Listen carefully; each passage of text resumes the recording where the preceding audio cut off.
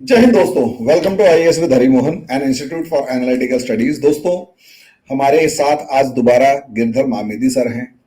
हम इनसे डिस्कस करने जा रहे हैं कि जो अमेरिका और इंडिया के बीच में जो फिफ्थ 2+2 डायलॉग हुआ है, जिसमें अमेरिका के विदेश मंत्री और डिफेंस मिनिस्टर जो है वो भारत आए और वहां इंडिया के डिफेंस मिनिस्टर और फॉरेन मिनिस्टर से उन्होंने एक लंबी चौड़ी डिस्कशन की। अब सर से मेरी जो इससे पहले बातचीत हो रही थी उसमें सर का साफ कहना यही है कि असलियत में मैं इससे पूरे तरीके से सहमत हूं। इस मामले में इस बात पर पूरे तरीके से सहमत हूं सर के इस विचार से कि इस समय पर ऐसा लग रहा था कि जैसे अमेरिका इंडिया के साथ एसोसिएट करने के लिए गिड़गिड़ा सा रहा है कि भैया सीधी सी बात है, हम आपके साथ दोस्ती कर रहे हैं, हम आप जो कहेंगे हम उसे ही मान लेंगे, कोई ऐसी प्रॉब्लम वाली बात नहीं है, आप बस बताइए आपको क्या चाहिए और हमसे बस दोस्ती कर लीजिए। हमें एक ज्वाइंट थ्रेट को हराना है और सिर्फ एक नहीं, कई जगह पर हम फंसे हुए हैं, इंडिया की मदद चाहिए। मुझे ऐसी बातचीत होती हुई नजर आई।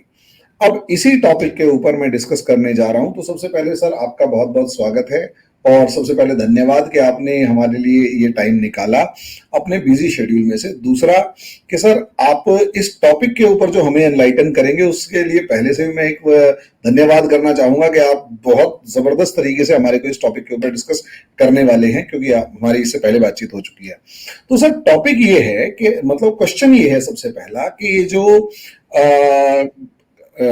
2+2 समिट हुआ है, ये सबसे पहले अमेरिका को जरूरत क्या पड़ गई ऐसी कि इंडिया जैसे कंट्री को, जबकि इंडिया पहले रशिया के साथ ऐसा कुछ कर रहा था, तो और अमेरिका का बिहेवियर इंडिया के लिए कुछ खास ऐसा नहीं था जो आज के दिन हमें दिखाई दे रहा है। तो ऐसे क्या रीजन पड़ गए कि इंडिया की टर्म्स कंडीशंस पर हर जगह मानते हुए दिखाई दे रहे हैं और ऐसे ऐसे डायलॉग्स लगातार हो रहे हैं। कभी प्लेन से उतरते ही जो हमारे लॉयड साहब हैं वो गले मिल रहे हैं और राजनाथ सिंह जी से और सारे प्रोटोकॉल्स वगैरह साइड में रख दिए जाते हैं। उसके बाद न जाने कितनी और दूसरी डिस्कशंस होती है। तो सर सबसे पहले तो यही कि इसका एक मोटा मोटा लबोलुबाब क्या था जो ये पूरी की पूरी डिस्कशन हुई है और 2+2 समिट हुआ है सर। हरिमोहन जी, आपको और आपके दर्शकों को प्रणाम, नमस्कार और दीपावली का शुभकामनाएं। और इस दीपावली के बाद मतलब धर्म का उद्धारण हो और अधर्म का नाश हो, ऐसा मैं भगवान से प्रार्थना करके शुरू करता हूँ। जी, इसमें जो है ये 2+2 डायलॉग जो पिछले 4-5 साल से हो रहा है, 2019 से चल रहा है। तो अब देखिए आज की स्थिति, अमेरिका का क्या स्थिति है, आप एक बार देख लीजिए। उनका घर के अंदर उनका आग लगी पड़ी है। अब उनको उनका फंडिंग जो है, कांग्रेस उनको फंडिंग दे नहीं रही है। वो फंडिंग, जितने भी फंडिंग मिला था केविन मैकार्थी के स्पीकरशिप में, वो नवंबर 14 या 17 तक ही है। वो उसके बाद वो खत्म हो जाएगा। 45 डेज का कुछ दिया है और इसके चलते हुए केविन मैकार्थी को उसका स्पीकरशिप गंवाना पड़ा। मतलब उनके अमेरिका की हिस्ट्री में कभी ऐसा नहीं हुआ है कि उनके स्पीकर को उन्हीं के पार्टी ने उसको निकाल फेंका है। तो अब वो एक टेंशन है। आने वाले 10-15 दिन में इनको फंडिंग मिलेगा कि नहीं मिलेगा समझ में नहीं आ रहा है। इसके बीच में जो नया स्पीकर आया है कांग्रेस में, वो क्या किया है, $14.5 बिलियन का बस इजराइल को सपोर्ट करने के लिए एक बिल पास किया है। तो मतलब यूक्रेन को कुछ भी नहीं देना है। जो डिमांड बाइडेन ने, प्रेसिडेंट ने पूछ रहा है, उसको खारिज कर दिया। तो ये बिल जो है सेनेट में वो एडमिट भी नहीं किया। सेनेट में पास होगा तभी तो वो जाएगा प्रेसिडेंट के पास। और प्रेसिडेंट ने यहाँ तक बोल दिया कि वो पास होके मेरे पास आएगा तो भी मैं उसको वीटो कर दूंगा। तो मतलब इतने कंफ्यूजन में वो पूरा देश पड़ा है। और इस सिचुएशन में उनका 10 दिन के बाद क्या होगा, क्या फंडिंग होगा, किसी को पता नहीं है। ये सिचुएशन। और दूसरा देखिए, वहां यूक्रेन को फंडिंग नहीं मिल रहा है। यूक्रेन का जो रशिया के साथ जो जंग चल रहा है, उनमें वो उनका नुकसान बहुत आजकल दिख रहा है हमें। बहुत नुकसान झेलना पड़ रहा है उसको। रशिया ने फिर दोबारा 40-50 दिन के बाद कीव के ऊपर बमबारी कर रहा है, तो वहां यूक्रेन को मदद नहीं कर पा रहे हैं, चाहे वो अमेरिका हो या यूरोप हो।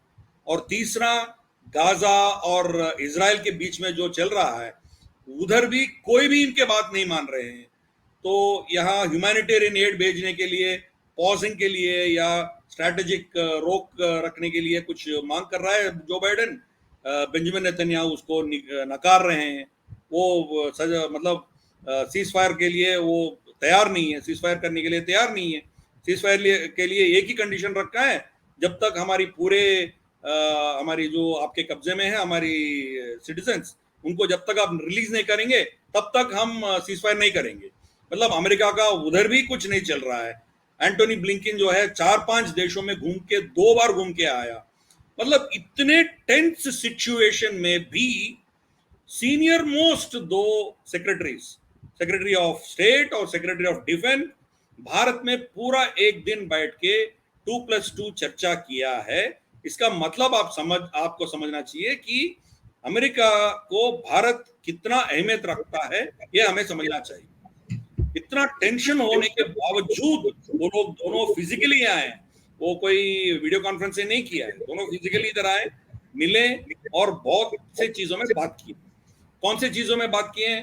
ऑफ कोर्स चाइना के बारे में बात किया, फिर यूक्रेन के बारे में बात किया, गाजा और इजराइल के बारे में बात किया, ताइवान के बारे में बात किया, फिर बाकी जियोपॉलिटिक्स के बारे में बात किया, फिर दोनों देशों के बीच में जो जितने भी प्रोटोकॉल थे उनके बारे में बात किया।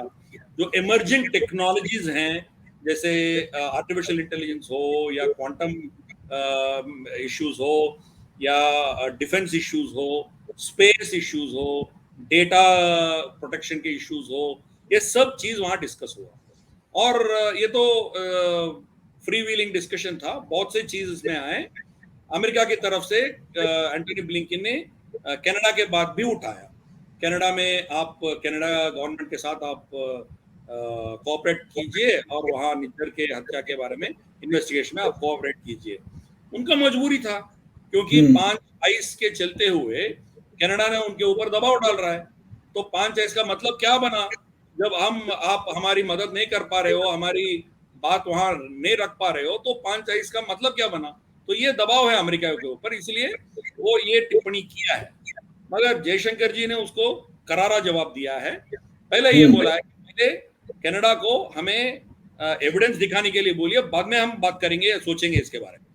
तो जब तक एविडेंस भी नहीं है तब तक आप पूछने से कोई फायदा नहीं है, पूछने का कोई मतलब ही नहीं बनता है। और दूसरा चीज क्या बोला है कि वहां हमारी देश में दंगा फैलाने वाले, आतंक फैलाने वाले बहुत से खालिस्तानी लोग वहां बैठे हैं, उनको शरण मिल रहा है, गवर्नमेंट सपोर्ट मिल रहा है, तो उनका लिस्ट दे दिया। इनके बारे में भी बात कीजिए आप।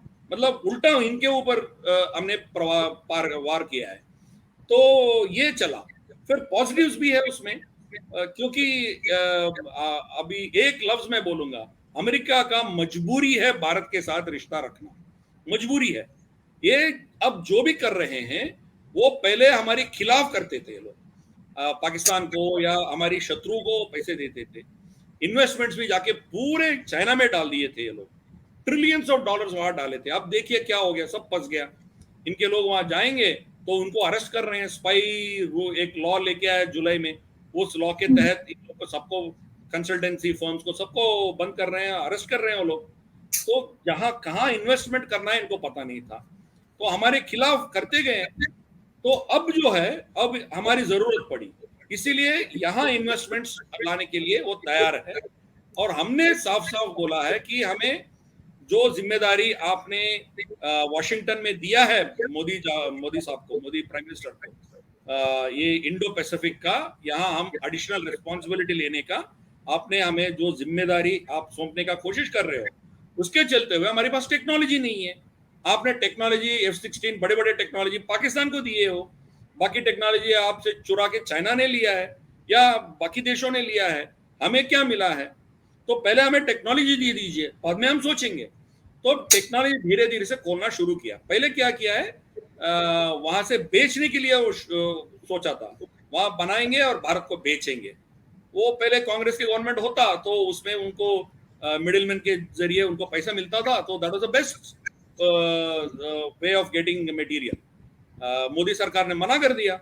तो नेक्स्ट क्या था? ट्रांसफर ऑफ टेक्नोलॉजी, मतलब पेटेंट उन्हीं के हाथ में होगा, हम रॉयल्टी पे करते जाएंगे, मगर मैन्युफैक्चरिंग भारत में हो सकता है। तो ये हुआ।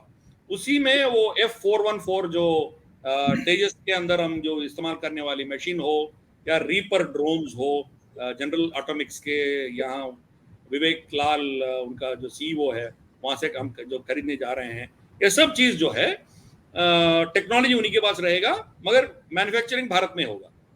नेक्स्ट लेवल पे हमने गया है, हमने बोला है कि टेक्नोलॉजी हमें ट्रांसफर करना है, हम ट्रांसफर हमें या जॉइंट ओनरशिप होना है। तो अब इस 2+2 डिक्लेरेशन में ये जिक्र है कि दोनों कंट्रीज जॉइंटली टेक्नोलॉजी को ओन करेंगे, जॉइंटली टेक्नोलॉजी को डेवलप करेंगे।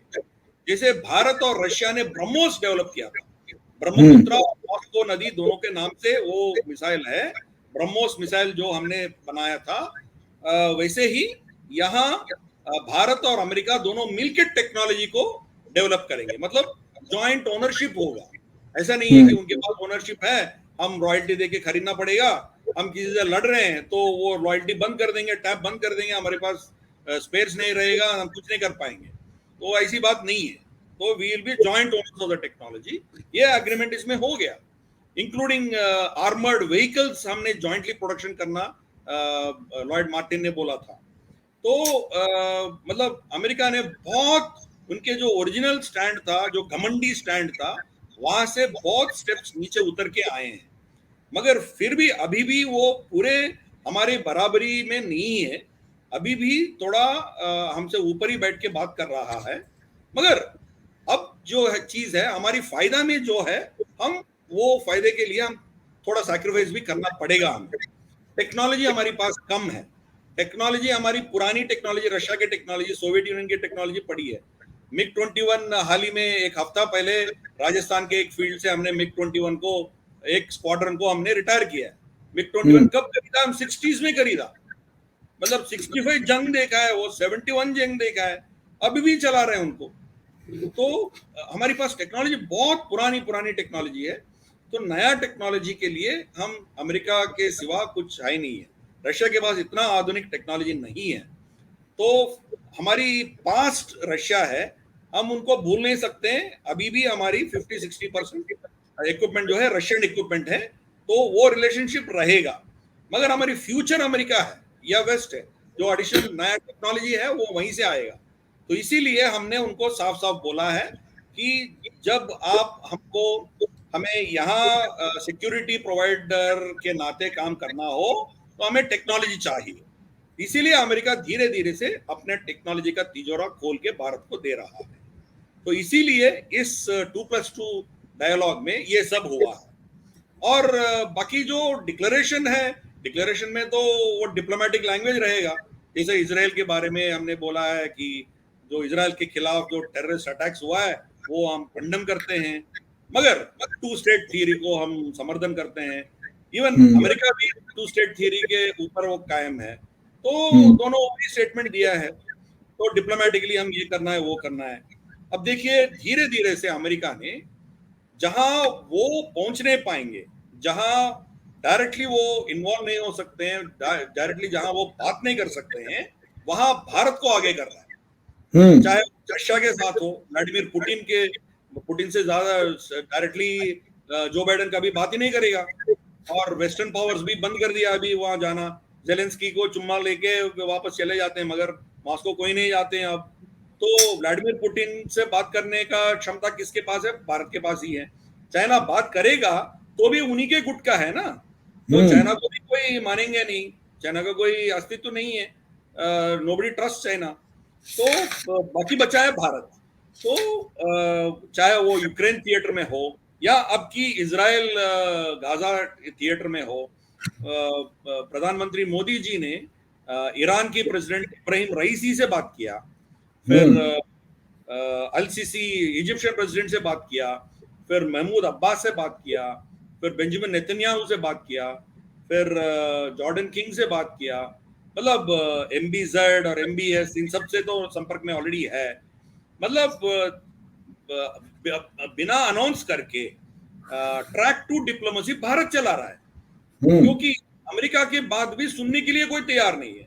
अमेरिका तो ईरान से बात ही नहीं कर सकता है, वो तो ऑलरेडी पराया स्टेट है। तो हमें ईरान से और अमेरिका से दोनों से बात करने वाले देश कोई है तो वो भारत ही है। वो काम हम कर रहे हैं। ईरान से और इजराइल से बात करने वाले देश कौन है? भारत है। तो इसीलिए हम उसमें इन्वॉल्व हो रहे हैं। तो धीरे धीरे से हमारी जो इम्पोर्टेंस है, हमारी जो आवश्यकता है, अमेरिका को ज्यादा है। इसीलिए वो सब इतने गठबंधन होने के बावजूद सब छोड़ के इधर दोनों अधिकारी इधर भारत आ गए। एक दिन यहाँ बैठे थे और वो सब गले लगाना, वो सब सिंबॉलिक।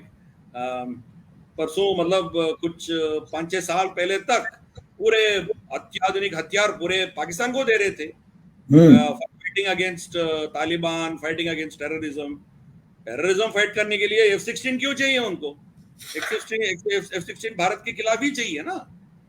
तो एक आपने देखा होगा पहले, पिछले कुछ 1-2 महीने पहले जब जयशंकर जी ऑस्ट्रेलिया गए थे, वहां एंटोनी ब्लिंकन और क्वाड के समिट में एंटोनी ब्लिंकन और जयशंकर दोनों एक प्रेस कॉन्फ्रेंस कर रहे थे। तो वही उनसे पूछा है कि आप अभी भी रशिया से क्यों खरीदते हो, अमेरिका से क्यों नहीं खरीदते हो हथियार? तो उनका जवाब था कि जब हमें जरूरत थी तब आपने हमें नहीं दिया। हमारे पड़ोस में जितने भी तानाशाही डिक्टेटर्स थे उनको दिए हैं आप। तो हम हमारी इंटरेस्ट देखेंगे ना, जो हमें देगा तो उनके पास गए हैं हम। तो मतलब उनके मुंह पे थप्पड़ मारने वाली स्टेटमेंट था वो। तो ये है, अभी धीरे धीरे से जो है हम बैलेंसिंग करके जा रहे हैं। और अभी भी हम अमेरिका से क्रिटिकल टेक्नोलॉजी नहीं खरीद रहे हैं, इमर्जिंग टेक्नोलॉजी जरूर खरीदेंगे। हम फाइटर एयरक्राफ्ट नहीं लिया है उनसे, F-16 या F-35 भी ऑफर में है, फिर भी हम नहीं ले रहे। अब जो हमारी INS विक्रांत है, दूसरा जो मतलब इंडिजिनस एयरक्राफ्ट कैरियर IAC जो कोचिन में बनी है, उसके ऊपर एयरक्राफ्ट के लिए हमने रफाल M खरीद रहे हैं, Rafale M navy, Rafale marine वो खरीद रहे हैं हम, फ्रांस से खरीद रहे हैं। और हॉर्नेट US से भी ऑफर था, हमने रिजेक्ट कर दिया क्योंकि अमेरिका से कोई भरोसा नहीं है। अब देखा है ना, पूरे कितने लोगों को डुबा के अफगानिस्तान से चले गए, कहीं भी प्रॉब्लम है। ये लोग खड़ा करते हैं, फिर उनके पैर के नीचे से जमीन खिसक जाता है। तो कंप्लीटली अनट्रस्टवर्दी पार्टनर कोई है तो अमेरिका है। तो भारत ये समझ चुका है, इसीलिए हमें जो चाहिए वो उनसे लेंगे। बाकी आत्मनिर्भरता के चलते हुए हम खुद इधर अंदर भारत के अंदर हम बनाएंगे जो चीज, मगर हमें हमारी बस की ऊपर जो है वो टेक्नोलॉजी हम अमेरिका से लेंगे, खरीदेंगे नहीं। वो ट्रांसफर करना पड़ेगा हमें और जॉइंटली डेवलप करना पड़ेगा, उसका राइट्स हम भी रखेंगे। तो ये बराबरी का रिश्ता है, पहले ऐसा नहीं था। वो ये सोच रहा था कि जो हमारी साथ नहीं है वो हमारी खिलाफ है। तो जब हम सोवियत यूनियन के साथ थे तो हम उनके लिए एक दुश्मन देश था। तो एक टेररिस्ट पाकिस्तान को समर्थन किया और पाकिस्तान न्यूक्लियर हथियार बना रहा है, ये अमेरिका को पूरा मालूम था, फुल इंटेलिजेंस था, फिर भी बनाने दिया उनको। तो बिगेस्ट कल्प्रिट इज अमेरिका। आज क्या हो गया, भारत उनके लिए इंपॉर्टेंट हो गया। अब देखिए, चाइना से 2 कंपनियां जो इनके मिसाइल्स के लिए कंपोनेंट्स भेज रहे थे, उनके खिलाफ सैंक्शंस लगाया है अमेरिका ने। क्यों? क्योंकि भारत ने इंसिस्ट किया है। तो भारत का अभी उनका ही नेटो का पार्टनर टर्की रशिया से S-400 खरीदती है, तो उसके ऊपर सैंक्शंस लग गया, पाबंदी लग गया। हम S-400 खरीदते हैं, हमें एग्जम्पशन मिलता है। तो आप देखिए, अमेरिका जो भी चीज करता है कोई प्यार मोहब्बत से नहीं करता है, उनका इंटरेस्ट के लिए करता है। उनके इंटरेस्ट जो है, अभी भारत उनके लिए सख्त जरूरत है। हम हट जाएंगे तो अमेरिका का पूरा छवि खत्म हो जाएगा। देख लीजिए, मान लीजिए कि भारत और चाइना मिल जाएंगे, चाइना का ये बेवकूफी बंद करेगा और सरहद पे ये करना बंद करेगा, तो हमारी जो ट्रेड है $500 बिलियन तक जाने का पोटेंशियल है हमारी पास। 120 130 पे चल रहा है, तो ये $500 बिलियन तक जाने का क्षमता है। मान लीजिए कि हमारे दोनों के रिश्ता थोड़ा नॉर्मलाइज हो जाएगा चाइना के साथ, तो अमेरिका तो हमें जरूरत ही नहीं है। तो अमेरिका कहाँ जाएगा? चाइना को कंट्रोल करना है, चाइना या इस एरिया को पेट्रोलिंग करना है, तो चाइना और भारत का दोनों का सेने के सामने अमेरिका कुछ नहीं कर पाएगा, ठीक है ना। तो यही चीज उनको अभी सीरियसली उनको चाहिए, भारत चाहिए चाइना को कंट्रोल करने के लिए और चाइना के खिलाफ इनको जो करना है करने के लिए, और सप्लाई चेन्स चाइना से निकाल के कोई दूसरा जगह लेके जाना है तो वो भारत ही है। हमारे पास कैपेसिटी है, तो उभरता हुआ इकोनॉमी है, सिविलाइजेशन है, और इंग्लिश बोलने वाले हैं, रूल ऑफ लॉ है, डेमोक्रेसी है, तो उनके पास कोई चारा नहीं है भारत के साथ डील करने से। मगर फिर भी उनको भारत में इंडिपेंडेंट सोच रखने वाले लीडरशिप नहीं चाहिए, उनको भारत चाहिए मगर मोदी नहीं चाहिए। इसीलिए रेजिम चेंज करने के लिए ये पहले विक्टोरिया न्यूलैंड को भेजा, उसके बाद समंता पावर को भेजा, फिर यहाँ अफरीन अख्तर को बांग्लादेश में भेजा, एरिक गारसेटी जो अभी का जो एम्बेसडर है भारत में, वो उनका मैंडेट ही वही है, वहां रेजिम चेंज करवाना है आपको। इनके 4 साल का कालखंड होता है कोई प्रेसिडेंट का, 3 साल तक किसी को भेजा नहीं है, वो 3 साल तक भारत में कोई आया नहीं है। मगर पाकिस्तान में डेविड ब्लूम था, पाकिस्तान में एम्बेसडर, अमेरिकन एम्बेसडर था, मगर भारत में कोई नहीं था। तो अब एरिक गारसेटी को भेजा है। एरिक गारसेटी का सोच, वो आने से पहले ही वहां कांग्रेशनल हियरिंग में ये बोला है कि मैं एनजीओ के साथ मैं संपर्क में रहूंगा, सिविल लिबर्टीज के साथ रहूंगा, वहां मार्जिनलाइज्ड कम्युनिटीज के साथ मैं संपर्क में रहूंगा। ऑलरेडी वार्निंग देके गया, मतलब के पूरे ये हमें कंट्रोल करने के लिए लीवर्स रखना चाहते हैं। पाकिस्तान को F-16 देना चाहते हैं, फिर हसीना वाजिद को धमका के उनके गुट में लेना चाहते हैं। तो ये मतलब एक तरफ हमारी जरूरत है तो भीख मांगते हैं, हमारे पांव पड़ते हैं, जो भी करते हैं, दोस्ती का गले लगाते हैं, सब कुछ करते हैं, मगर खंजर भोंकने का भी काम करते रहते हैं ये लोग। तो we know America is not our friend by any stretch of imagination. America is a requirement for us. हमें हम हमारे पास भी हमारे लिए भी अमेरिका एक जरूरत है। अभी वो जरूरत को और उनसे हम क्या उठा सकते हैं उठाएंगे, और उससे ज्यादा नहीं है। एक ट्रांसैक्शनल रिलेशनशिप उनके साथ रखेंगे। इसीलिए हम जो करना चाहते हैं वो करेंगे, जो दोस्ती हम निभाना चाहते हैं वो रखेंगे, चाहे वो ईरान के साथ हो, चाहे वो रशिया के साथ हो, चाहे वेनेजुएला के साथ हो, या कोई भी हो, या हम उनके जो दोस्त है उनके खिलाफ भी हम खड़े हो सकते हैं। तो वी विल डू। वो बर्मा के, म्यांमार के ऊपर भी बहुत सैंक्शंस लगा रखे थे, मगर वी डोंट केयर। हमारी इंटरेस्ट वहां बचा कर रखना है, चाइना उधर घुसना नहीं है। इसीलिए हम, वो जुंटा हो, कोई भी हो, गवर्नमेंट कोई भी हो, उनसे हमारा रिश्ता चलता है। तो we are playing a very balancing, matured, independent diplomacy हम खेल रहे हैं। मगर डिप्लोमेसी में गिव एंड टेक होता है, थोड़ा हम अमेरिका का काम भी कर रहे हैं, मगर उसमें हमारा फायदा भी ज्यादा है। ये I think I have given you लंबा चौड़ा मैंने डिस्कशन। सर एक बहुत जबरदस्त आउटलाइन एक आपने दे दिया इस मामले में, और इसमें कोई दो राय नहीं। मेरे एक दो छोटे छोटे क्वेश्चंस हैं। एक क्वेश्चन, जो अमेरिका का इस टाइम पर बिहेवियर है, नो डाउट उसमें इंडिया को वो चाइना के काउंटर में देख रहा है, लेकिन जिस तरीके से ऑस्ट्रेलिया का गड़बड़ाना, जापान की इकोनॉमी उस स्पेस में ना रहना, साउथ कोरिया भले ही एक पावरफुल इकोनॉमी दिखाई दे रहा है, लेकिन चाइना के सामने खड़े होने की औकात ना दिखा पाना। और सबसे बड़ी बात, अमेरिका के जो यूरोपियन पार्टनर्स थे वो किसी न इस टाइम पर जिस तरीके के क्राइसिस से गुजर रहे हैं, क्या ये सारे फैक्टर्स रिस्पॉन्सिबल हैं इंडिया की वैल्यू अमेरिका के लिए बढ़ने के लिए, अमेरिका की नजर में? बिल्कुल, वो भी फैक्टर्स हैं, ऐसे नहीं है कि उनके बहुत से फैक्टर्स हैं, वो भी फैक्टर है।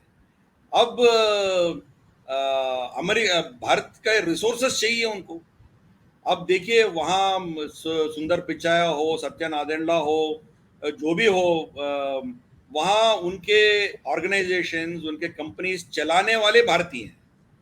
मतलब टेक्नोलॉजी और इंटेलिजेंस और मतलब जो नया इंफॉर्मेशन वर्ल्ड जो भी है, उनमें उनको काम करने वाले टेक्नोलॉजी कूलीज भारत से ही आएंगे, बाकी कहीं से भी इतने नहीं आएंगे। सुंदर पिचाई कौन है? टेक्नोलॉजी कूली है और कुछ नहीं है। और सत्यनारायण एक टेक्नोलॉजी कूली है। इतने कैपेसिटी रख के वो भारत में कोई दूसरा क्यों स्टार्ट नहीं क्यों करता है वो? ठीक है ना, they are just technology Coolidge.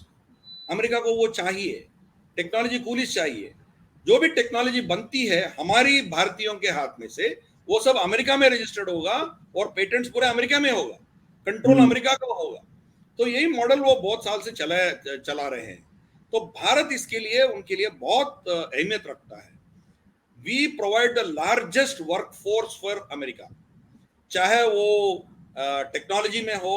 कल के दिन उनके लिए, जैसे अभी यूरोप में उनके जो हॉस्पिटल स्टाफ है, नर्सिंग स्टाफ है, या कोई पैरामेडिक्स हो, वो कोई देश दे सकता है तो भारत ही दे सकता है, कोई और नहीं दे सकते।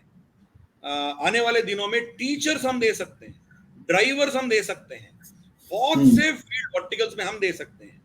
आपने देखा होगा जो 90,000 पैलेस्टीनियंस जो इजराइल में काम करते थे, वही लोग पूरे इंफॉर्मेशन पास ऑन किए थे हमास को।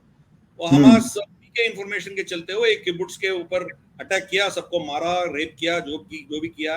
इनफैक्ट जिस घर में ये लोग काम करते थे, उन्हीं के मालिकों के ऊपर यह अत्याचार किया, उन्हीं के मालिकों के बेटियों को यही रेप किया है। तो अभी इजराइल डिसाइड किया है कि एक भी पैलेस्टीनियन को वो नौकरी नहीं देंगे। 90,000 के 90,000 वो वापस भेज देंगे, या तो वेस्ट बैंक में या गाजा में। तो इनके साथ उनका कोई लेना देना नहीं है। तो आगे 90,000 कहां से आएंगे? भारत से 1 लाख ले रहे हैं वो लोग, भारत से 1 लाख ले रहे हैं। सेम अनाउंसमेंट ताइवान ने किया है, 1 लाख उनको भी चाहिए। अब देखिए कतार के साथ हमारा पंगा चल रहा है। अब कतार से हम 2 लाख आराम से निकाल के दोनों को दे सकते हैं। हाँ, स्किल सेट्स अलग हो सकते हैं, वो मोटे मोटे तौर पे हम निकाल सकते हैं, और बाकी बचे जितने भी हैं उनको हम सऊदी और यूएई में अकोमोडेट करने के लिए बोल सकते हैं। जब कतार से सब निकल जाएगा, कतार का हालत क्या होगा? उनका काम कौन करेंगे? कोई करने वाला नहीं बचेगा उनको। बिना भारतीयों के वहां कुछ भी काम नहीं चलेगा। पाकिस्तानी जो है वो बहुत डिसरप्टिव फोर्सेस हैं इन देशों में। सर पाकिस्तानियों को तो सऊदी अरेबिया निकाल रहा है, भिखारी निकाल रहा है। मैं गल्फ में काम करके आया हूं। उधर यूएई में एक शहर है अल आइन में एक जगह है सनाया में, ये पाकिस्तानी का बहुत बड़ा वहां उनका वो लोग रहते हैं उधर। वहां मर्डर या रेप या कुछ और होता है ना, वहां की पुलिस वहां जाने के लिए डरती है। ये है उनका वहां, मतलब एक कमरे में 20-30 लोग रहते हैं वो लोग। मतलब रात के टाइम में जितने सोते हैं ना, बाकी लोगों को सोने का प्लेस नहीं है। वो लोग सुबह का ड्यूटी करते हैं, रात का ड्यूटी करने वाले सुबह चले जाते हैं, सुबह का ड्यूटी करने वाले रात को आएंगे। यही मतलब लेटे रहते हैं। और उनका सेक्सुअल परवर्शन जितने होते हैं, होमोसेक्सुअल सब कुछ होते हैं उनका। तो इसीलिए ये सरदर्द है, पाकिस्तानी लेबर गल्फ में सरदर्द है। किसी को नहीं चाहिए, सबको चाहिए भारत के लेबर। और उनमें भी उनको कौन चाहिए? हिंदू लेबर ज्यादा चाहिए, बिकॉज ट्रस्टवर्दी है। हाँ, भारत के मुसलमान लेबर भी उनके लिए मतलब ये इसी कल्चर से गया है वो लोग, ठीक है, मगर the first preference is to a Hindu. Hindu labour force जो है वो ट्रस्ट वर्दी है और किसी से पंगा नहीं लेता है, कोई गड़बड़ नहीं होता है। अपने तो काम अभी से इसराइल का वही स्टैंड है कि हमें ये मुस्लिम पॉपुलेशन नहीं चाहिए, भारत से हिंदू वर्कफोर्स लेंगे हम। ताइवान का भी यही है। तो भारत बहुत से देशों के लिए वर्कफोर्स खड़ा कर सकते हैं। अमेरिका को ये हमारी वर्कफोर्स चाहिए, हमारी मार्केट चाहिए। इधर उनका कोको कोला पेप्सी बेचने के लिए यहाँ मार्केट चाहिए। Fifth largest economy, world largest populated country, तो यहाँ उनका मार्केट होना ही होना है। मगर उनके कंट्रोल में रहना है, उनके सोच के बगैर आप जिएंगे, उनके सोच के खिलाफ आप रहेंगे तो आपको खत्म कर देंगे। इसीलिए उनको मोदी नहीं चाहिए, इसीलिए मोदी के खिलाफ ये हिंडनबर्ग, अदानी, जितने भी ये लोग चला रहे हैं, ये सब चलाएंगे लोग। तो भारत चाहिए, भारत के लीडरशिप नहीं चाहिए। तो ये समझ गया होगा आपको। और उनको ऐसे लीडरशिप चाहिए जो निकम्मा हो और नालायक हो और जिसको अटैक भी हो जाए तो चुप बैठ जाए। 2008 वाला अटैक हो जाए तो चुप बैठ जाए। बिल्कुल, आलू और सोना का पता नहीं चले, ऐसे वाले चाहिए उनको और चलाएंगे। सर इसमें मैं एक क्वेश्चन अभी मेरे दिमाग में उठा कि हम जो डिस्कस कर रहे हैं अडानी और अमेरिका का, ये एक अजीब रोल है। 2 मिनट मेरे को ये भी समझाई दें कि अडानी और हिंडनबर्ग 36 का आंकड़ा है और इसी अडानी को हाइफा पोर्ट मिल जाता है। यही अडानी सबसे बड़ी जो कोल माइंस वगैरह हैं वो ऑस्ट्रेलिया में चला रहा है और इसी अडानी के अंदर $553 बिलियन जो है वो अमेरिका जो है मिलियन डॉलर्स जो है वो अमेरिका देता है श्रीलंका में पोर्ट्स को डेवलप करने के लिए। तो ये रिश्ता क्या कहला रहा है? ये तो मोदी की जगह तो अडानी तो अंबानी का अडानी तो अमेरिका का पुत्र निकला। जो हिंडनबर्ग जो है, हिंडनबर्ग जॉर्ज सोरोस का एक फ्रंट एंड है वो। जॉर्ज सोरोस और चाइना ये सब जो है मोदी को हटाने का एक प्रोग्राम बना रखे थे, उसमें ये अटैक कर रहे थे। तो हिंडनबर्ग के चलते हुए अदानी को कितना नुकसान हुआ, शायद 10-12 बिलियन डॉलर्स का उनका मार्केट कैप कम हो गया ना, उनका मार्केट कैप गिर गया था, है ना। तो क्या इतना मार्केट कैप गिरने के बाद बहुत से क्रेडिटर्स को बिफोर टाइम ये उनका कर्ज चुका दिया था, पैसे वापस भी कर दिया था उनका क्रेडिबिलिटी रखने के लिए, ठीक है ना। तो ये सब करने के बावजूद क्या अदानी ने उस कंपनी में, उनके कंपनीज में से मास रिट्रेंचमेंट किया क्या? कितने लोगों को निकाला है उनके कंपनी में? किसी को नहीं। नॉर्मली किसी कंपनी में 1-2 जाता है, आते हैं, वो तो परफॉर्मेंस के बेसिस पे ये सब चलता है। मगर उसका कंपनी का इतना घाटा होने के बाद मेरे ख्याल से 10-15 हजार लोगों को निकालना चाहिए था, नहीं निकाला। क्यों नहीं निकाला? वो देखिए अमेरिकन टेक कंपनीज देखिए, चाहे वो फेसबुक हो, चाहे वो माइक्रोसॉफ्ट हो, अमेजॉन हो, जितने भी हो वहाँ की कंपनी, सिस्को, जितने भी कंपनीज हैं, हर कंपनी ने हजारों में लोगों को निकाला है। मेरे ख्याल से कम 3 से 4 लाख लोगों को निकाला है अमेरिकन टेक कंपनीज ने। तो मगर यहाँ तो हुआ नहीं है। तो आप देखिए हिंडनबर्ग जो है अमेरिकन कंपनीज के ऊपर वो रिपोर्ट नहीं लिख सकता है, उनके ऊपर पाबंदी है, क्योंकि ये शॉर्ट सेलर है, एक सेंसेशन क्रिएट करके पैसा बना लेता है, ये अमेरिकन गवर्नमेंट को पता है, इसीलिए वहां उनके ऊपर पाबंदी लगा दिया। तो वो अमेरिका में कुछ नहीं कर सकता है। भारत में किया, शॉर्ट सेलिंग में अरबों करोड़ों रुपया खरीद लिया हो, वही पैसे जॉर्ज सोरोस ने फिर दोबारा इस इलेक्शन के ऊपर, इलेक्शन में मोदी के खिलाफ डालने वाले हैं, वही कांग्रेस और आम आदमी पार्टी को पैसे मिलने वाले हैं। तो अब अमेरिका के रोल में आएंगे। अमेरिका जो है जहां वो डायरेक्टली इन्वॉल्व नहीं हो सकता है, जैसे मैंने पहले कहा है, भारत को आगे कर रहा है। तो जहां चाइना को वो पीछे करना है, चाइना को काउंटर करना है, वहां भारत को इस्तेमाल करना है। अब हाइफा पोर्ट में चाइना का इन्वेस्टमेंट्स था और चाइना और बेंजामिन नेतन्याहू के दोनों के बीच में बहुत दोस्ती बन गई थी। इसलिए बन गई थी कि ओबामा एक सो कॉल्ड वोक था, तो वो कंप्लीट इजराइल के खिलाफ था। वो पहला ही विजिट गया, इजिप्ट गया था। बराक हुसैन ओबामा, उनका पूरा दिल मुस्लिम दुनिया के ऊपर ही उसमें चल रहा था और यहूदियों के खिलाफ कुछ नहीं था। और ईरान के साथ भी वो अग्रीमेंट कर दिया, न्यूक्लियर अग्रीमेंट। तो ये सब चलते हुए अमेरिका को काउंटर बैलेंस करने वाली चाइना है, तो इजराइल चाइना के करीब चला गया। तो बाद में जब मतलब ओबामा चला गया, फिर ट्रंप आया, ट्रंप आने के बाद थोड़ा सुधर गया। उसके बाद जब बाइडेन एडमिनिस्ट्रेशन आया, बाइडेन भी ट्रंप का ही पॉलिसीज अभी अपना के जा रहा है आगे।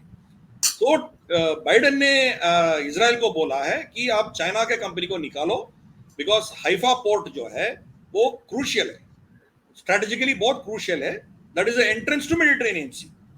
तो वो आप निकालो, चाइना को वहां से निकालो। तो किसको देना है? अंबानी को दे दो।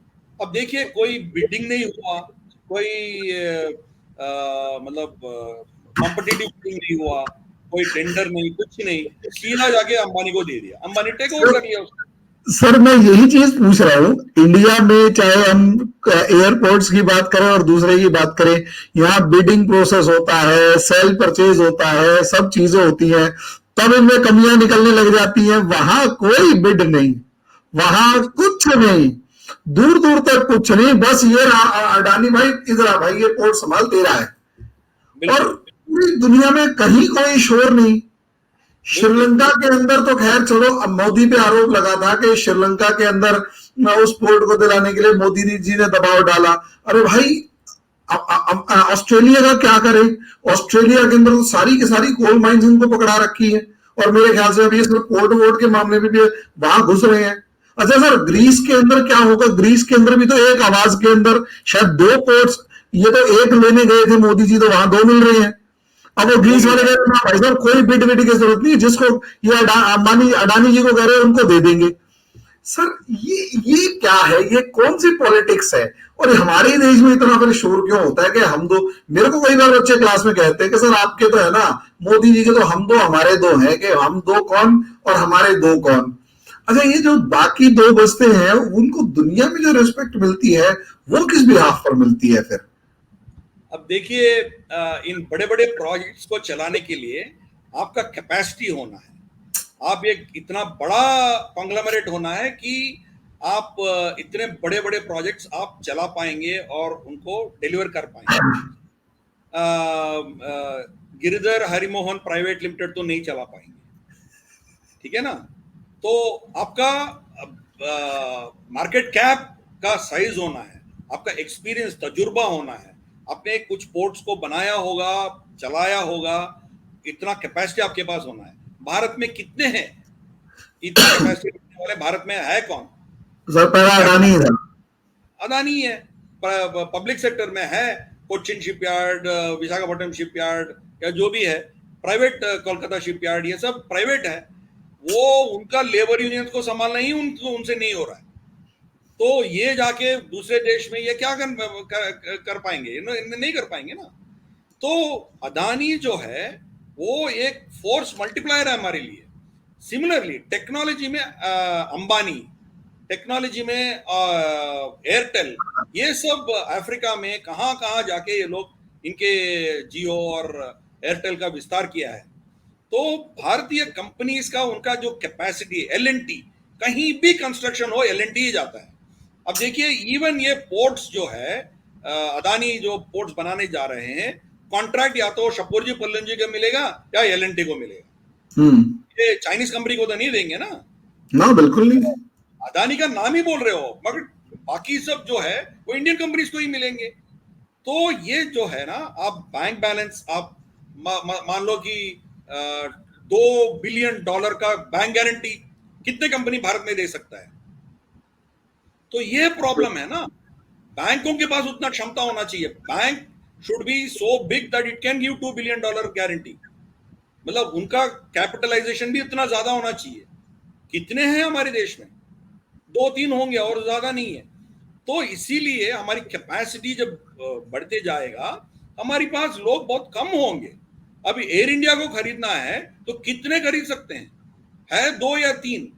एक तो टाटास थे और दूसरा इंडिगो, और कौन बचा है? बाकी स्पाइस जेट है, वो नहीं खरीद सकते हैं. और क्या करना है फिर? दोबारा कोई फॉरेन एंटिटी को बेचना है ना. भारतीय कंपनी को बेचना हो तो आपके पास 2 ही ऑप्शंस हैं. तो एक मोनोपोली नहीं बन सकता ना, इसीलिए हम टाटा को दिया है. तो वहां बिडिंग क्या हो सकती है? कुछ नहीं हो सकती है. बिडिंग किया तो भी वो सब फॉर्मेलिटी है. हम ऑलरेडी बिडिंग के कंडीशंस जो है, जिसको देना है उसी कंडीशन रखेंगे, वही जीतेंगे. वो कोई दो राय नहीं है उसमें. मगर ये जो चीज है, ये पर्सनली मोदी जी को कोई फायदा नहीं है. मगर भारत की जो एक्सपेंशन, हम दुनिया में 5 से चौथे, चौथे से तीसरे, तीसरे से दूसरे इकोनॉमी बनने के लिए हम जब जा रहे हैं, तो हम सरहद के अंदर बैठ के हम वो इतना बड़ा नहीं हो सकते. दुनिया में हमारी इन्फ्लुएंस बढ़ाना है, दुनिया के कंपनीज हम टेक ओवर करना है, दुनिया के इंफ्रास्ट्रक्चर हम लेना है. इसीलिए मोदी जी कहीं भी जाते हैं वहां इंफ्रास्ट्रक्चर भारत ने दे रहा है. बीआरआई का अल्टरनेट हम दे रहे हैं, चाहे वो अफ्रीका में हो या कहीं. IMEC हो गया, ट्रांजिट कॉरिडोर हो गया. हाँ, बहुत से उसमें दे रहे हैं. वही हम कोलंबो में करने जा रहे हैं. कोलंबो में ऑलरेडी चाइना को एक पायर दे चुका है, एक बर्थ उसको दे दिया है वो पोर्ट का.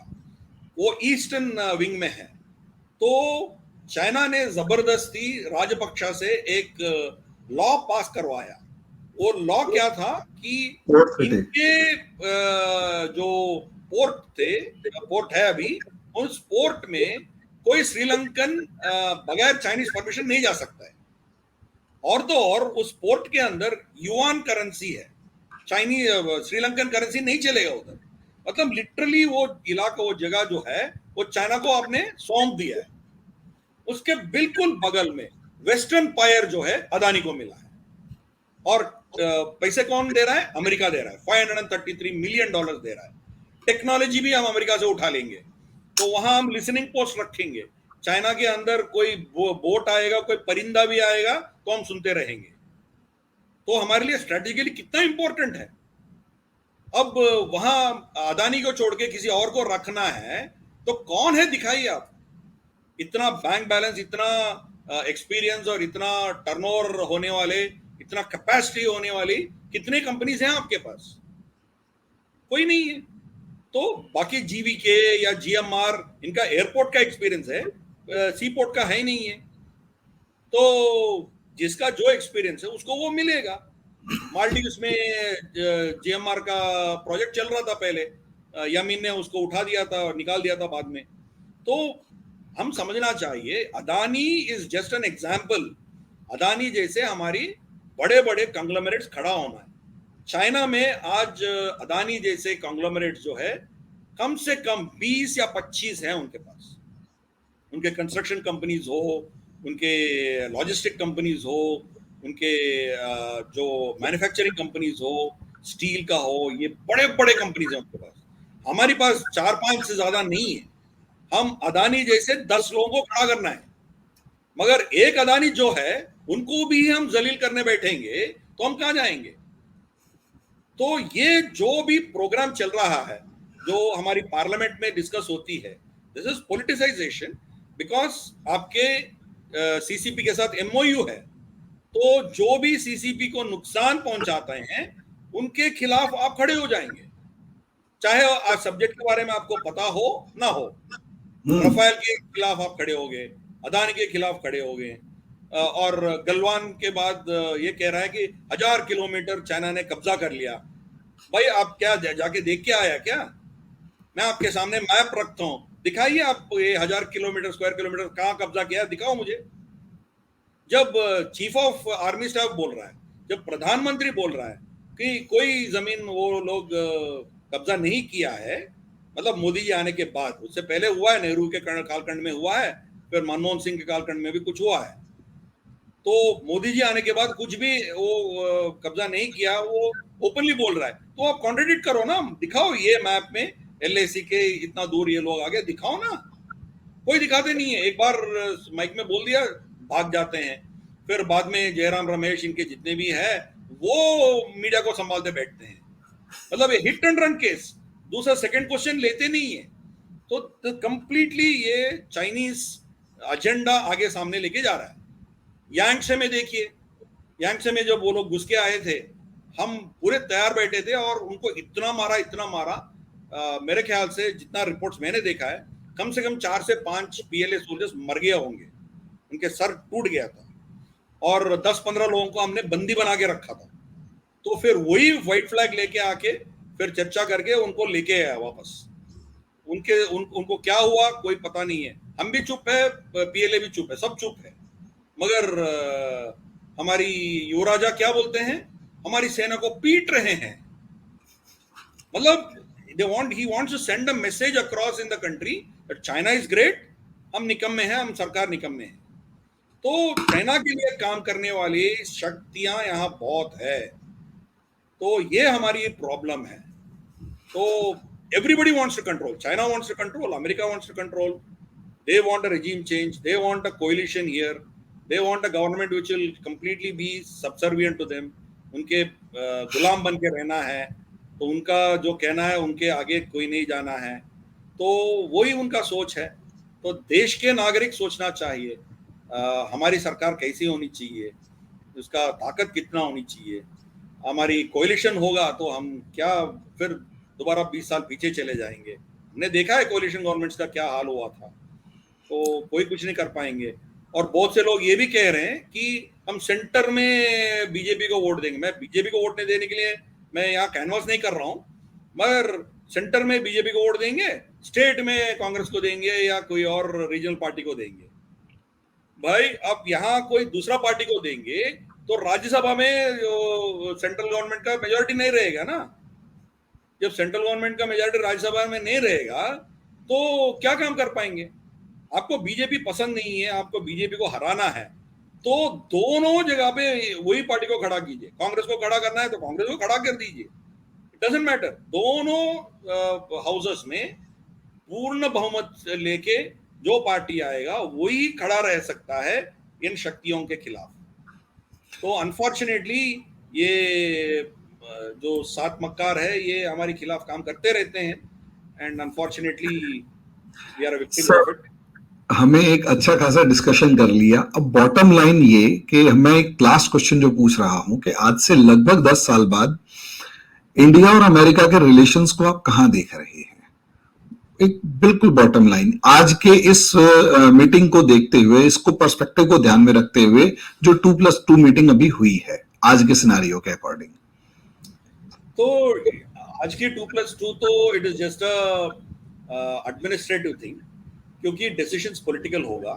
पॉलिटिकल लेवल पे डिसीजंस ऑलरेडी मोदी जी और बाइडेन ने अमेरिका में लिए थे, और उसके बाद जब बाइडेन जी यहाँ G20 में आए थे तब भी ये लोग डिस्कस किए थे। तो पॉलिटिकल डिसीजंस के चलते हुए बहुत कुछ होंगे। तो जैसे मैंने कहा अमेरिका का मजबूरी है तो भारत के साथ रिलेशन कायम रखना। यूरोप का छवि कम हो रहा है, उनका जो कैपेसिटी है वो भी कम हो रहा है, उनका इकोनॉमी डूब रहा है। तो उभरता हुआ इकोनॉमी भारत है, तो America has no option but to deal with us. अब इस पे कंडीशंस होंगे। अब अमेरिका का इंटरनल जो सोसाइटी है वो कोलैप्स हो रहा है। वहाँ इतने पैमाने पे मेक्सिको बॉर्डर से इतने लोग देश में दाखिल हो गए, घुस गए हैं, तो वो उनके लिए बहुत बड़ा सरदर्द है।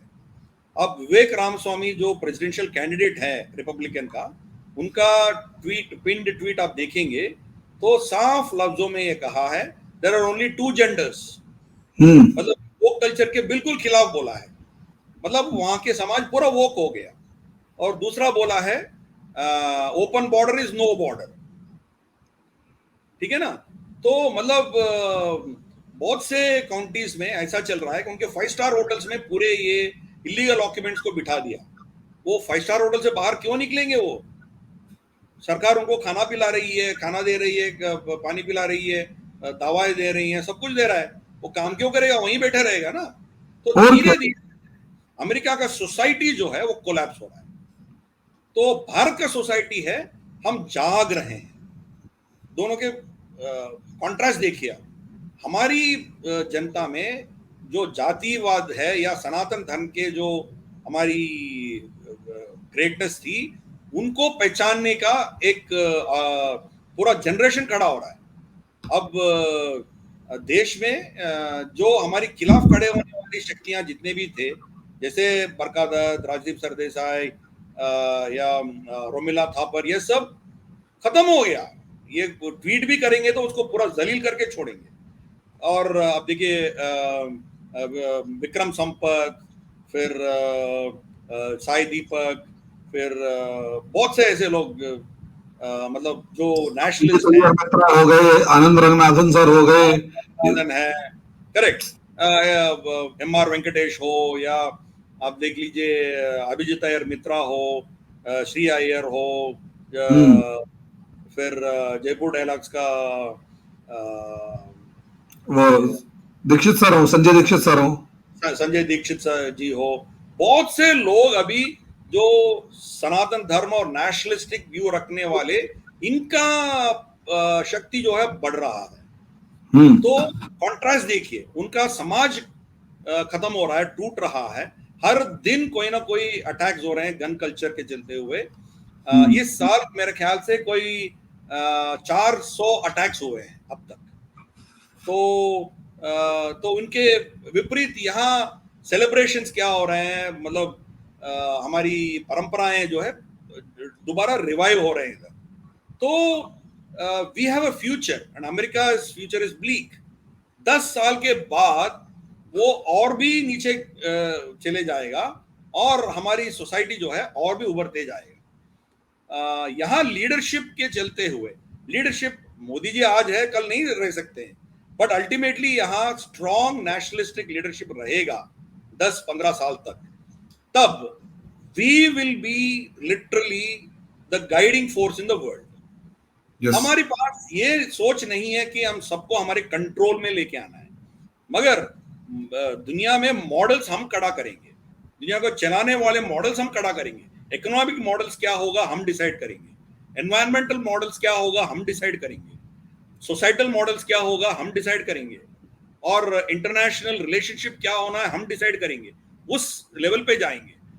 कभी भी मैं जीडीपी के तुलना नहीं करूंगा। जीडीपी में अमेरिका हमसे आगे हो सकते हैं, जीडीपी हम तीसरा या दूसरे स्थान पे हो सकते हैं, उससे कोई लेना देना नहीं है। हमारी इन्फ्लुएंस जो है ज्यादा बढ़ेगा। हमारी सभ्यता के चलते हुए, हमारी सिविलाइजेशन के चलते हुए दुनिया हमारी तरफ देखेगी और हम जो है इनको गाइडेंस देने पोजीशन में हम रहेंगे। उसके लिए 2 चीज चाहिए। हम हमारी जो पुरानी सभ्यता है उनको समझना चाहिए, फिर दोबारा उसको कायम करना चाहिए, उनको फिर दोबारा सामने लेके आना चाहिए। दूसरा, हमारी पास धार्मिक छात्र होना चाहिए। आप शांतिवाद बन के रहेंगे तो आपको हर गली के कुत्ता आपको थप्पड़ मार के जाएगा। आपके पास शस्त्र होना चाहिए, छात्र होना चाहिए, और आपके शत्रु आपको देख के डरना चाहिए। ये चीज जब तक नहीं होगा तब तक आपको कोई रिस्पेक्ट नहीं करेगा। आज देखिए, तीसरा बड़ा इकोनॉमी कौन सा है दुनिया में? जापान। जापान को कोई डरता है? जापान से कोई नहीं। तो जापान का इन्फ्लुएंस क्या है दुनिया में? कुछ नहीं है। क्यों? क्योंकि Japan is completely controlled by US. उनका कोई आर्मी नहीं है, कुछ नहीं है उनके पास। तो इतना बड़ा इकोनॉमी होने के बावजूद उसको कौन रेस्पेक्ट करता है? कोई रेस्पेक्ट नहीं करता है। अभी चौथा कौन है? जर्मनी है। जर्मनी को कौन रेस्पेक्ट करता है? अमेरिका आके नॉर्थ स्ट्रीम उड़ा के चला गया, जर्मनी क्या कर पाया? कुछ नहीं कर पाया। जर्मनी का पूरा इकोनॉमी डूब रहा है क्योंकि उनका इकोनॉमी रशियन एनर्जी से चलता था, वो बंद हो गया, तो उनका इकोनॉमी डूब रहा है। मगर कर क्या सक रहा है? कुछ नहीं कर पा रहा है। तो सिर्फ आपका इकोनॉमी बड़ा होने से आपका दुनिया में इन्फ्लुएंस इतना नहीं होगा। इजराइल का कितना इकोनॉमी है, रशिया का कितना इकोनॉमी है, हमारी इकोनॉमी 1/3 है रशिया की इकोनॉमी। रशिया को पूरे दुनिया इतना रेस्पेक्ट क्यों करती है, इजराइल को रेस्पेक्ट क्यों करती है? क्योंकि आपका इन्फ्लुएंस, आपका जो पॉलिसीज हैं, आपका जो सोच है, वो आपकी धर्म और आपकी जो सिविलाइजेशनल विजडम है उसके ऊपर आधारित होगा। तो automatically we will be the solution providers to the world. ये मैं देख रहा हूं 10 साल के बाद, we will be the solution providers to the world. पूरा दुनिया सॉल्यूशंस के लिए भारत की तरफ देखेगा। अमेरिका शायद बड़ा इकोनॉमी हो सकता है, गुंडागर्दी तब भी करते होंगे, मगर रेस्पेक्ट भारत को होगा, ये मैं देख रहा हूं। सर, इस तरीके से मेरे हिसाब से हमारा एक डिस्कशन का जो लेवल है वो यहाँ पर आकर के, हाँ इंडिया भले ही जियो पॉलिटिकल मैटर में या इकोनॉमिक सुपर पावर ना बने, या सुपर पावर तो देखिए रहेगा, लेकिन हाँ इन्फ्लुएंसिंग फोर्स इस लेवल पर रहेगा कि दुनिया की कोई भी पावर उसे इग्नोर नहीं कर पाएगी। और इंडिया इस मामले में पॉसिबली अमेरिका को भी जिसे कहते हैं कि ओवरशैडो कर जाएगा। लेकिन मेरा इसमें एक स्टेप आगे और है, और ये इसे फिर कभी डिस्कस करेंगे कि सर सुपर पावर की एक जो नेक्स्ट लेवल है वो ये पावर शेयरिंग में, कि अमेरिका की सबसे बड़ी ताकत जो कंपनीज हैं, टेक कंपनीज, या तो इंडिया उनके कंपटीशन के अंदर अपनी कुछ कंपनी जिस लेवल पर खड़ी करेगा कि उनकी बहुत ज्यादा डिपेंडेंसी, उनके ऊपर बहुत ज्यादा डिपेंडेंसी नहीं रहेगी, या यही टेक्नोलॉजी कंपनियां भारत को भी एक ऐसा शेयर दे देंगी ताकि इंडिया और अमेरिका का एक जिसे कहते हैं कॉरिलेशन स्टैब्लिश हो जाए कि now we are going to rule this world in a joint manner, jointly rule करें और हम दोनों मिल बैठ के खाएं, क्योंकि दोनों एक दूसरे के सिस्टम के अंदर रच बस गए हैं और दोनों एक दूसरे के सप्लीमेंट्री और कॉम्प्लीमेंट्री दोनों हैं। मुझे ऐसा लगता है आने वाले समय का जिस तरीके से माहौल चल रहा है, क्योंकि लड़ेंगे नहीं ये पक्का है, और एक दूसरे को दबाने की कोशिश करेंगे लास्ट तक, ठीक है, लेकिन एक शायद मुझे ऐसा लगता है, सर देखिए आप बहुत एक्सपीरियंस है मेरे से, बहुत ज्यादा आगे सोच पा रहे हैं, लेकिन मुझे ऐसा लगता है कि एक लेवल के बाद अमेरिका को भी समझ में आ जाएगा डोंट टेक पंगा विद इंडिया, एंड इंडिया को भी समझ में आ जाएगा कि यार अब वो भी इशू क्रिएट नहीं कर रहा, नाउ एक दूसरे का हाथ पकड़ के दुनिया की हिस्सेदारी करते हैं। ऐसा अगर होगा तो पॉसिबली एक अलग लेवल निकल के आएगा, क्योंकि अमेरिका का ये बिहेवियर रहा है, जो दबता नहीं है उससे लड़ता है, अगर वो कमजोर हो रहे एक लेवल के बाद उसको दोस्त बना लेता है। मुझे ऐसा लगता है पहले जापान और बाद में चाइना इसका बेस्ट एग्जांपल है, अब इंडिया का नंबर है। बाकी सर ये तो समय ही बताएगा, आप इसमें कुछ जोड़ना चाहेंगे तो आप बताइए सर। हाँ जी, बस इतना ही है कि जो वेस्ट ने जो कॉर्पोरेट स्ट्रक्चर खड़ा किया है वो हमारी भारतीय मूलों के खिलाफ है। तो वो निकल के आता है प्रोटेस्टेंट क्रिश्चियन थियोलॉजी के बेसिस पे ये सब चलता है। तो इसीलिए वो ज्यादा दिन नहीं चलेगा, एक 100 साल चला है उससे आगे नहीं चलेगा, 100-200 साल चलेगा, उससे आगे नहीं चलेगा। अब की जो कॉर्पोरेट स्ट्रक्चर है that is not sustainable in my view। अब एंगस मैडिसन के रिपोर्ट तो आपने पढ़े होंगे, आपने पढ़े होंगे ना एंगस मैडिसन का? नहीं सर अभी नहीं पढ़ा है, उसके बारे में थोड़ा सा बताइए प्लीज। एंगस मैडिसन ने एक रिसर्च करके एक रिपोर्ट निकाला जो पिछले 2000 साल में पूरा दुनिया का इकोनॉमी के बारे में वो एक रिपोर्ट पब्लिश किया। उसमें वो ये दिखाया कि मैक्सिमम मतलब 16th सेंचुरी तक भारत या चाइना दोनों में से एक मतलब हाईएस्ट इकोनॉमी में था, नंबर 1 इकोनॉमी था। दूसरा इस 100 इयर्स भारत ऊपर था तो China number 2, next 100 years China ऊपर था तो भारत नंबर 2। मतलब ये we were roughly between the two of us, we had 60% of the world economy, 60% of the world economy। 16th century में जब मुगलों का शासन ये सब आया तो भी हम 24% 25% में थे। ब्रिटिश आने के बाद 3% पे हम गिर गए, ठीक है ना। तो इतना बड़ा दुनिया का इकोनॉमी आप कोई अंबानी, अदानी या रॉकफेलर या बिल गेट्स या लैरी पेज, सर्गे बिन या कोई भी किसी भी ट्रिलियनियर बिलियनियर का नाम आप हमारे इतिहास में दिखा सकते हो? क्यों नहीं दिखा सकते हो? Because the wealth was distributed, wealth was completely distributed across the country. Mohenjodaro Harappa में भी आपको यू डिडंट फाइंड कॉस्टली विलास और चीप विलास नहीं दिखा है। जो वर्कर विलास है और बाकी इनसे बड़ा है, दोनों में कोई 50 फीट या 100 फीट का फर्क है, बस उतना ही है। तो it was an egalitarian well distributed wealth. तो इसीलिए आज भी the world's largest gold reserve is with USA. कितना है उनके पास? 8,000 टन। भारतीय महिलाओं के गहनों, उनके शरीर के ऊपर 25,000 टन है। 25,000 टन। तो we are a very rich country, we are the richest country in the world, but our government is poor because उनका सोच ब्रिटिश सोच है। जब वो सिविलाइजेशनल गवर्नमेंट बनेगा तो we are the richest country in the world already. तो मैं ये एग्जांपल इसलिए दे रहा हूं कि भारत ने वेस्टर्न कॉर्पोरेट मॉडल का ऑल्टरनेटिव खड़ा करेगा, ये मैं कह रहा हूं। तो अब जो अमेरिकन मॉडल्स हैं वो भारत का मॉडल्स फॉलो करना शुरू करेंगे। अब नहीं है, अभी चलेगा, मतलब एक 5-6 साल जब अमेरिका और टर्मोइल में जाएगा, बहुत से कंपनीज कोलैप्स होंगे। जब लीमन कोलैप्स हुआ तो बाकी को कोलैप्स हो सकते हैं। और मैं जानता हूं ये हार्डवेयर इंडस्ट्री बहुत कोलैप्स हो जाएंगे, सॉफ्टवेयर इंडस्ट्री भी बहुत कोलैप्स हो जाएंगे। ये आर्टिफिशियल इंटेलिजेंस, ये सब चैट जीपीटी, ये सब आने के बाद बहुत कोलैप्स हो जाएंगे। उसके चलते हुए रियल एस्टेट कोलैप्स होगा, उसके चलते हुए बैंकिंग सिस्टम कोलैप्स होगा। तब उसमें से निकल के आएगा कि ये कैसा होना है, ये सिस्टम कैसा होना है। तो आप अमेरिका जाएंगे तो एक शहर जाएंगे तो दूसरा शहर जाने का जरूरत ही नहीं है।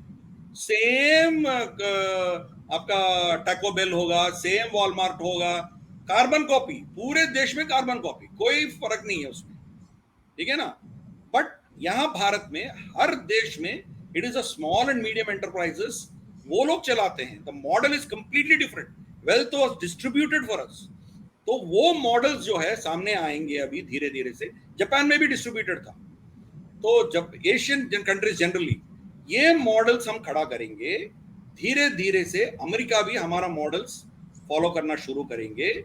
अमेरिका का फ्यूचर जो है, भारत के साथ दोस्ती रहना ही उनके फ्यूचर है। भारत को एक वैसल स्टेट या कंट्रोल करने वाली स्टेट समझ के वो बैठेंगे तो 10 साल के अंदर, 15 साल के अंदर वो भी पूरे दीन स्थिति में आ जाएगा। खैर सर, इस सेशन को हम यही एंड करेंगे, लेकिन मैं लास्ट लाइन जो कंक्लूडिंग लाइन है, जो अगला वीडियो आपके साथ करना चाहूंगा वो है, मैं एक काफी चीज से तरीके से इससे इंस्पायर्ड कि western contract system versus Indian jajmani system.